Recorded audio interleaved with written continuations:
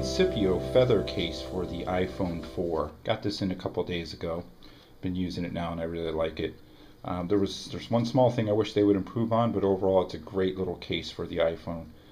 And you know, my philosophy when it comes to cases is I don't want anything big and bulky that's going to take up a lot of room around the device and outside and all that stuff. I just want basic protection, you know, on the back, sides, and usually like on my phone or even on my iPad, I just put a screen protector on the front. But getting back to the Feather case, when you get this, you get the case itself, and you also get a package which has a little screen wipe, and you also get two screen protectors. And I have to say that I was sort of impressed by the quality of the screen protectors. Usually these things can be sort of cheesy, but in this case, Incipio, the ones they've included are actually pretty darn good.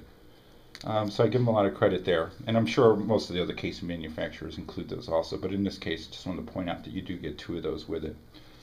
Looking at the case itself, like I said, it's very basic. It's basically meant to protect the back and the sides of the iPhone 4. Pretty heavy duty, pretty durable.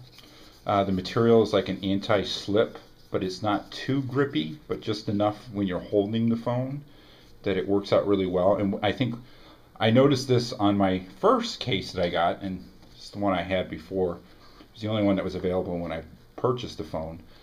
This material is really grippy, and when I went to slide the phone into my pocket, it would always catch, and it would never slide down into my pocket. You know, it's a minor point, but just something to be aware of.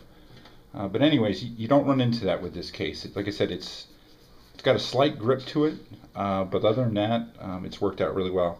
Again, you can see it's pretty thin. I think they say it's under 1 millimeter or around 1 millimeter in thickness. You've got all your standard cutouts for the camera and flash on the back.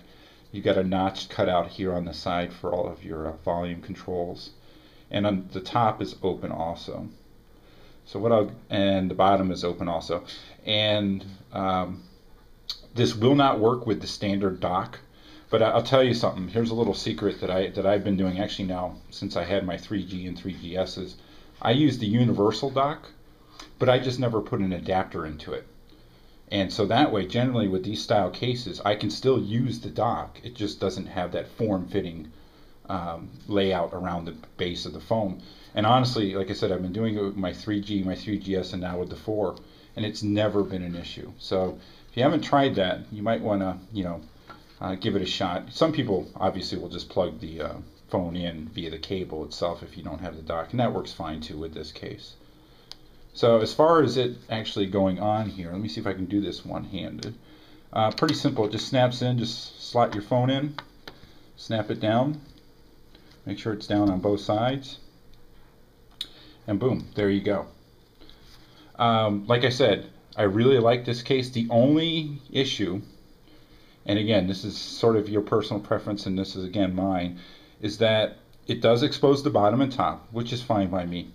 But what I wish it would do is it only comes up to right below the glass of the screen of the iPhone. I wish it would at least come up and wrap around the edge, because that way if the phone is laying face down, at least you would have some protection there.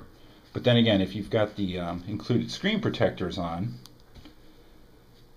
as far as that goes, you know, that could be a minor issue. What I'm thinking of is if in the case where you do drop it, at least if the case wrapped around the edge a little bit, it would offer at least some protection, you know, if the phone fell flat.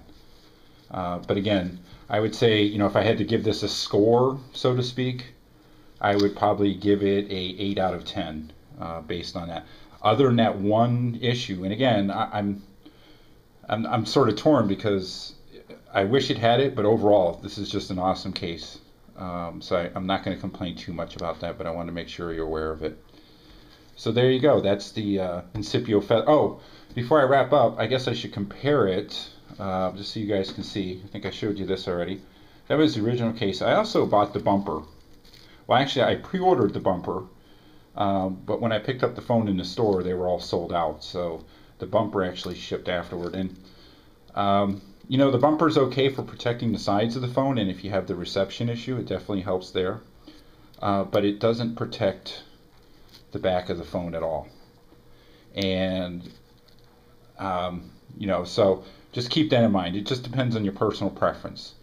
And if you go with the bumper, you're going to have that exposed back. So you might, if you do go with the bumper, you might want to look into some protective film that covers the back. And I think that's why, in the long run, I ditched these two and went with the Incipio, because it gives me the best of both worlds, except for, like I said, that edge protection.